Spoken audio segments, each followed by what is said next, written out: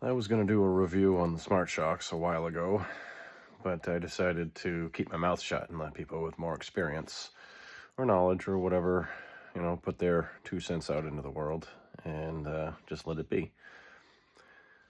Well, I got my first Smart Shox sled like everybody else back in 2022. Got a Mach Z, and I immediately loved it. I thought it was fantastic. It's great technology. It's great sled, great suspension. Everything works is exactly the way it's supposed to work. And I think the biggest problem is that the people that don't like Smart Shox don't understand how they work and what they were originally designed to do, what they were designed to replace, and the market it was intended for. And most often, I find that these people that are complaining about Smart Shox either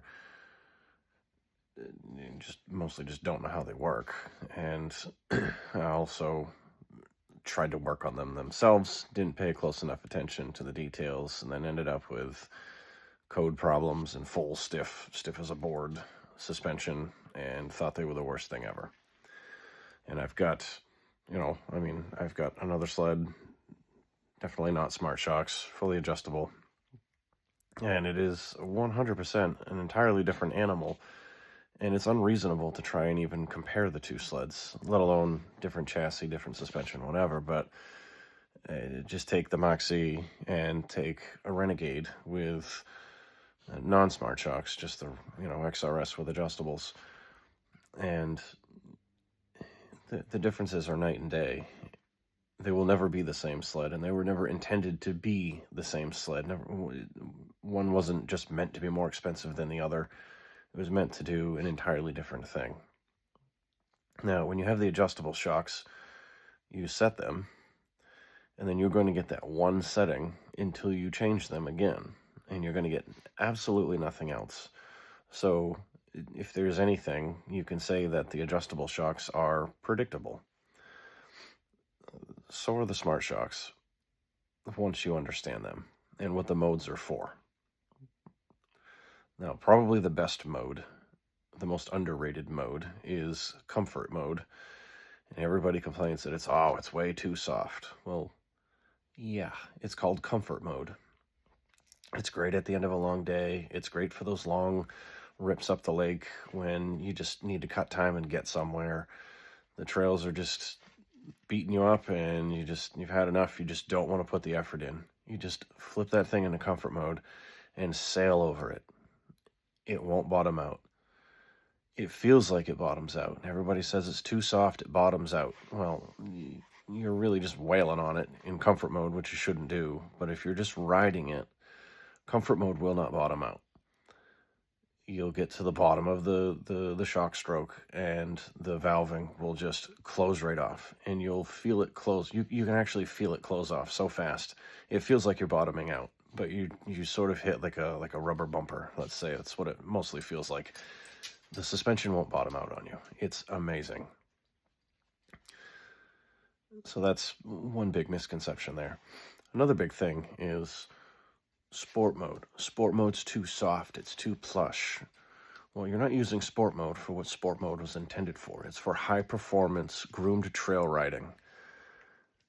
Not moguled out, whooped out trails. You're not jumping through the air with it. It's not meant for that. It's made for high performance, groomed trail riding.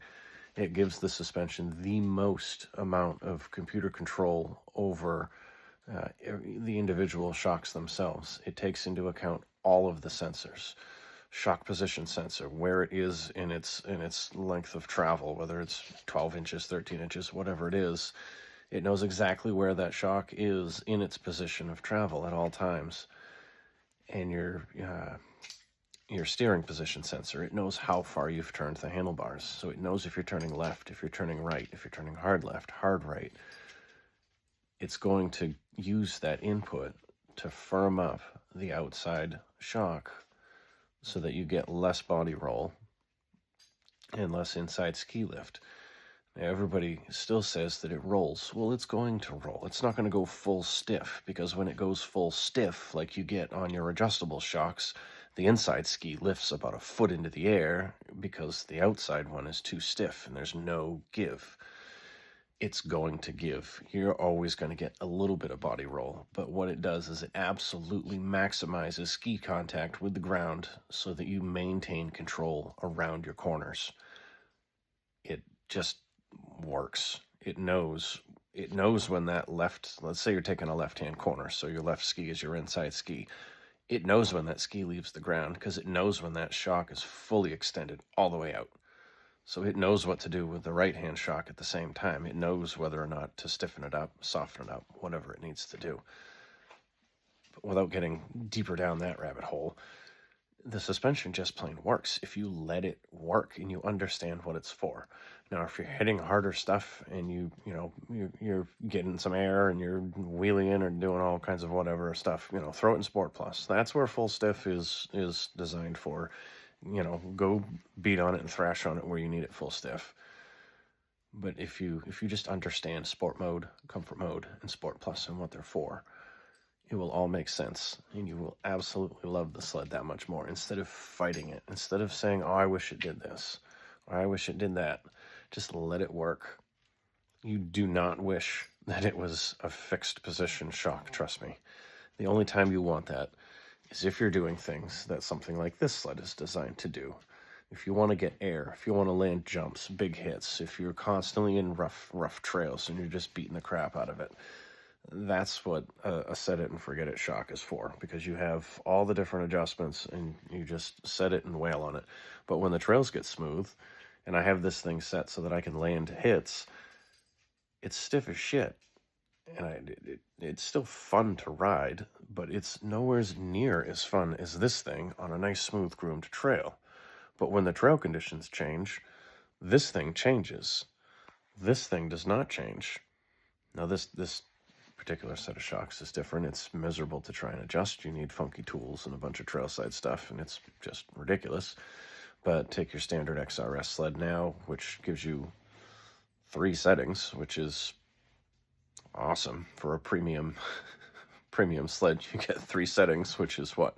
Sport, normal, and comfort. which you're going to get out of this, except better.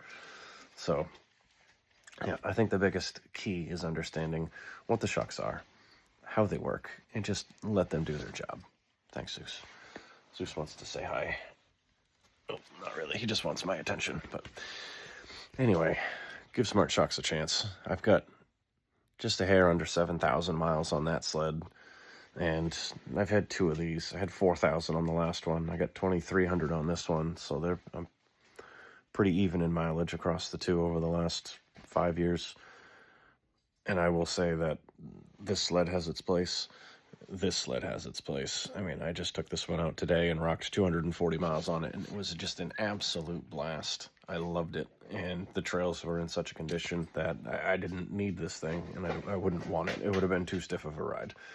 So, give Smart Shox a chance, but understand how they work. Don't just go into it thinking that it's 3 individual settings and that's it. The computer is constantly adjusting for whatever setting that you have it in there. But leave it in sport mode. Give it free rein for the absolute most amount of adjustability. Let it do its thing. And you will learn to love Smart Shox. I guarantee it. Just do it.